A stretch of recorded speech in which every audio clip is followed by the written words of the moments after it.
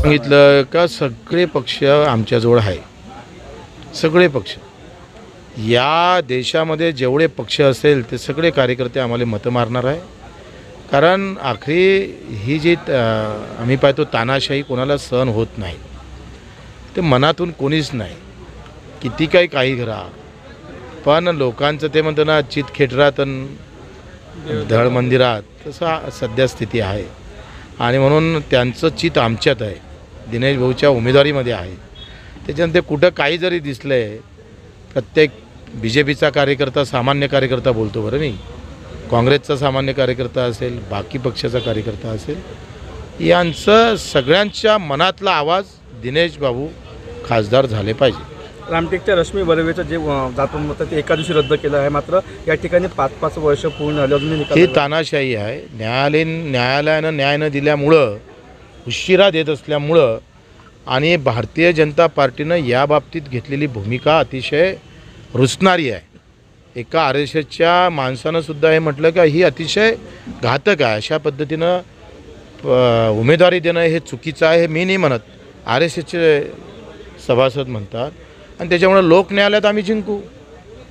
पक्षाच्या न्यायालयात त्या जिंकल्या आणि आता जनतेच्या न्यायालयात मात्र त्यांची हार झाल्याशिवाय राहणार नाही आणि आमची जीत होईल. 3 तारखेला तुम्ही जो नामांकन दाखल करणार, कशा प्रकारे शक्ती प्रदर्शन राहणार आहे? मला वाटते तुम्हाला माहीत आहे आम्ही रॅली सम्राट आहोत, आम्ही आंदोलन सम्राट आहोत.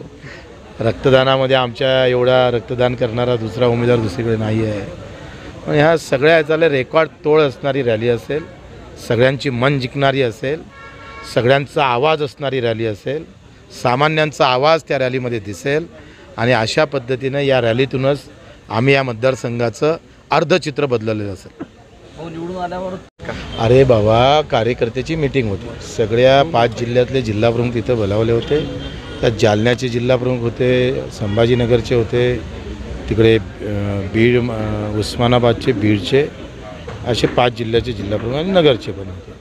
नगरच्या एका जिल्हाप्रमुखानं सांगितलं का आम्हाला लंके साहेबांना जे मदत केली, आपल्या ज्या प्रहारच्या ग्रामपंचायत होत्या तिथे आम्हाला निधी दिलेला आहे, आम्हाला अतिशय चांगली वागणूक दिली, तर आम्ही त्यांना पाठिंबा द्यायचा काय, हा प्रश्न आम्हाला त्यांनी विचारला. आणि म्हणून मी म्हटलं का लंकेबद्दल प्रहार संघटना तिथली सकारात्मक दिसते आणि जालन्याला मात्र नकारात्मक दिसते. का दानवेनं आम्हाला खूप त्रास दिला, आलेला निधीसुद्धा पळवून नेला, आमची इथं तो वापरू दिला नाही. त्याच्याहून ते बोललं होते, त्याच्यात ते पत्रकार तिथं उपस्थित होते, ही चर्चा होत असताना, म्हणून तो प्रश्न उपस्थित झाला होता. तुमचा उमेदवार तिथे उपस्थित राहणार आहे? सध्या अमरावतीशिवाय आमचं काही दुसऱ्या डोक्यात नाही. तिसऱ्या टप्प्यात काय कसं करायचं ते ठरवू नंतर. इतर ठिकाणी कुठं तुम्ही समर्थन देणार? तिसऱ्या टप्प्यात आता सध्या काही नाही. आता जैसे ते अभी हम NDA में है, हाँ मैत्रीपूर्ण लढत है, आगे देखेंगे. संजय खोडके यांनी रवी राणांवर आक्षेप घेतलेला आहे. त्यांनी म्हटलं आहे की आमचा जो फोटो आहे तो तुम्ही नवनीत राणांनी विचारात न घेता लावलेला आहे, कसं पाहता? आता मला असं वाटतं हा संजय भाऊचा प्रश्न आहे आणि त्यांनी न विचारता लावला असेल तर जुनी सवय राणाची. आम्ही विचारून घेतो आमच्या पोस्टरला नंतर आपण आपल्या पोस्टरला लावून. त्यांनी यांच्यावर जो आहे तो आचारसंहिता भंग करण्याचा गुन्हासुद्धा दाखल करणार असल्याचं बोललं आहे.